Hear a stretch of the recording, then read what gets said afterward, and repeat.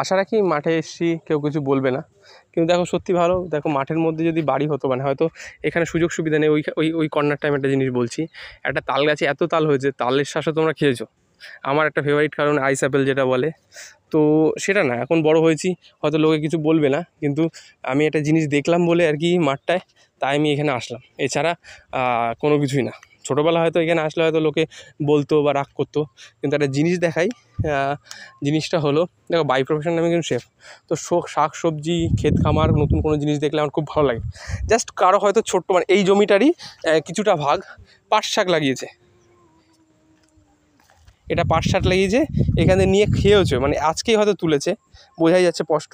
এটা ডাঁটা শাক লাগিয়েছে, কত সুন্দর। আর যেটা হাইলাইটেড জিনিস যেটা হলো, এটা হলো ধুন্দল, মিষ্টি ধুন্দল। এরকম জিনিস যারা শহরে থাকে তারা দুদিন পর যেয়ে দেখবে বা একদিন পর যেয়ে দেখবে। এটা কিন্তু তার যখন মানে এটা যতগুলো ধুন্দল এখানে আছে, আরামসে এক সাজ আরামসে হয়ে যাবে, ঠিক আছে। এটা ঝিঙে না, এটা হলো ধুন্দল, এটা হলো মিষ্টি ধুন্দল। ধুন্দলের অনেক প্রজাতি আছে, দুটো মিষ্টি প্রজাতি, তার মধ্যে এটা একটা। এই যে এই ধুন্দলের একটা বিষয় আমার ছোটোবেলা মনে পড়ে, আমার মাস্টার পড়াতে এসেছিলো, আমার মা ধুন্দল ভাজা আর কি, পেঁয়াজ আর জিরে দিয়ে ভাজা আর চালের রুটি করেছিল, চালের আটার রুটি, দারুণ, এখনও পর্যন্ত মুখে লেগে রয়েছে, দারুণ তাই না।